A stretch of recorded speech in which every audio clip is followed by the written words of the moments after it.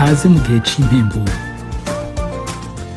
Bakunzi twama dusanga ijambo ry'Imana mu kiganiro igihe cy'impemburo, ndabaramukije amahoro ya Kristo.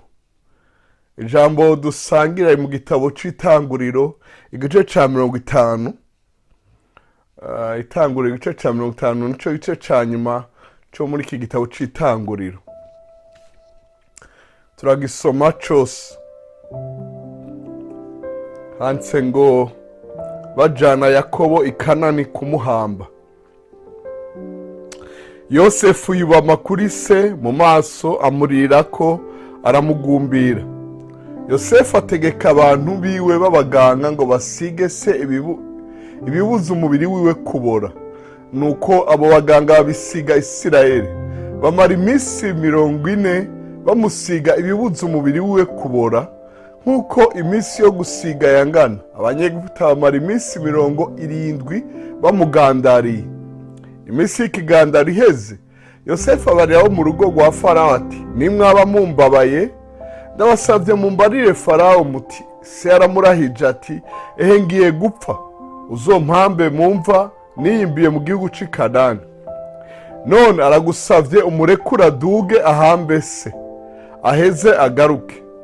Nuko Farawo aramwishura ati, duga ugende uhambe so nkuko yakurahije. Nuko Yosefu araduga aja guhamba se. Abagendanyi ba Farawo bose, abakuru bo mu rugo rwiwe, abakuru bose bo mu gihugu ca Egiputa baramuherekeza.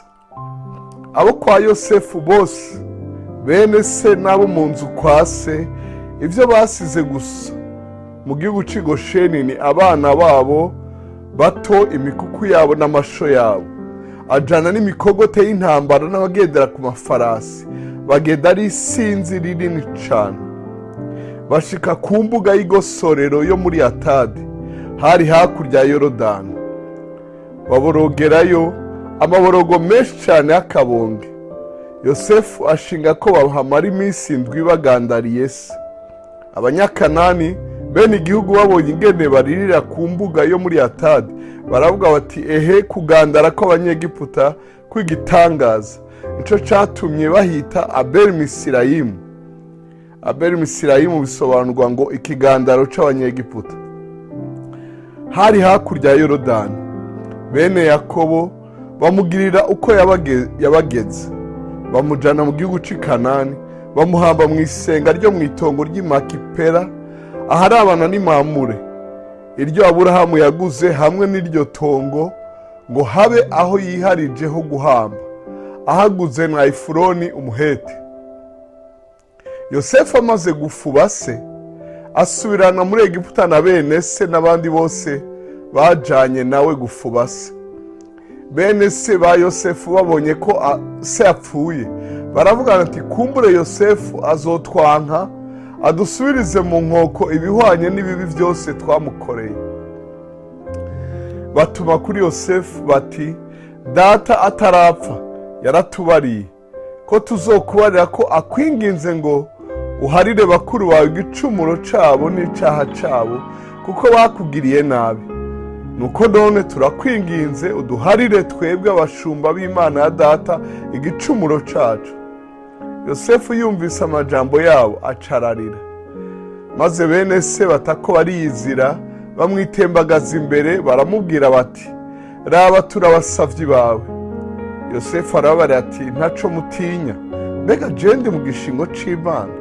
Ku bwanyu mwiyumviriye kungirira nabi, ariko Imana yo yagomvye kubizanisha ivyiza, kugira ngo ishitse ibiriho muri iyi minsi, ikiza abantu benshi ntibapfe. None rero mureke gutinya, nzobaha ivyo kubatunga mwe n'abana banyu. Nuko arabaremesha, ababarira neza. Amajambo ya nyuma y'ico gice aravuga urupfu rwa Yosefu. Umurongo wa 22. Yosefu aba muri Egiputa n'umuryango wa se. Yosefu amara imyaka 110. Yibonera abuzukuru ba Efurayimu n'abana ba Makiri mwene Manase, abahindura abana biwe. Yosefu abarira abiwabo ati, ndi hafi yo gupfa, ariko imana ntizobura kubagendera ikabakura muri iki gihugu ikabajyana mu gihugu yarahiye ko izogiha Aburahamu, Isaka na Yakobo. Yosefu arahiza Abisirayeli ati imana ntizobura kubagendera, namwe muzokura amagufa yanje ino muyadugane. Nuko Yosefu ahwera amaze imyaka 110, bamusiga ibibuza umubiri we kubora, bamubika mu isanduku aho nyene muri Egiputa. Imana ishimirwe ijambo ryayo.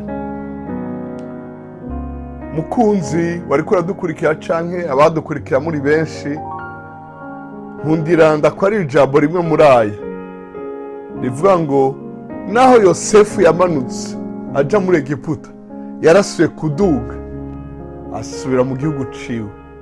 Ego yaguye muri Egiputa, bamuhamba muri Egiputa, ariko Yosefu yarasubiye i Kanani ari muzima agiye gufuba se, kandi amagufa yiwe yasubiye i Kanani nk'uko yabivuze mbere ko yitaba Imana, mbere ko yipfira. Ikindi, Yosefu yarababajwe rwose kuva ku myaka 17, ariko aza kuva mu ibohero afite imyaka 30, acara agirwa umuntu ahambaye muri Egiputa, yipfira afite imyaka 110. Hagati y'imyaka 30 gushika ku myaka 110 ntaho twumva Yosefu yasuye kugira ibibazo. Birashobora kuba byarabaye, mugabo ndakwifurije guheza ubuzima bwawe uguwe neza gushika naho ibibazo bitakivugwa, ugira ubuzima bwiza gushikaho ingorane zitakivugwa. Ijambo nyamukuru natangure ko niri, naho yamanutse yasuye kuduga, naho wagiye uhura n'ibintu bikumanura, bikucinyiza, bigushira hasi, bigushira mu ngorane, bigushira mu binogo, bigushira mu ibohero, bikudandaza, bikwirukana, bigujana kure y'abawe, ndakwifurije no kuduga. Haleluya! Uduge kubera kumvira data, ukubera kumvira se byatumye aduga, byatumye aduga n'icubahiro. Mwumvise abamuherekeje bose, nariko ndatwenga nibaza ni mbega Farawo yasigaranye nande mu gihugu, ko bavuga ngo abakuru bose n'abagendanyi biwe n'imikogote y'intambara. Iminsi 7 byari i Kanani iwabo wa Yosefu. Imana iguhe kuduga, ikwambika icubahiro, igukure ko agakengego, iguhanagura amosozi, igushoze kumvira no kubaha no gushitsa ivyo wiyemeje n'ivyo wemereye abavyeyi n'ivyo wemereye kugira bene wanyu. Imana iguhe kubona abuzukuru n'abuzukuruza. Imana iguhe kubona kugirirwa neza. Imana iguhe kurongeraho wari waraburiye. Imana iguhe kugwirira aho wari warababariye. Imana ikunezereza, iguhe indirimbo aho waciye urira uhaca uririmba, aho waciye ubabaye oh haleluya uhaca unezerewe, aho waciye ukengerewe nk'uko Yosefu yaciye aragahungu k'imyaka 17 kadandajwe kwa Midiyani, uhacana icubahiro aho bashikaho bamwita umunyamisiri kubera icubahiro cinshi, kandi ari umwisirayeli, ari umuheburayo, ari umwana wa Yakobo, umwuzukuru wa Aburahamu. Imana ishimwe cyane.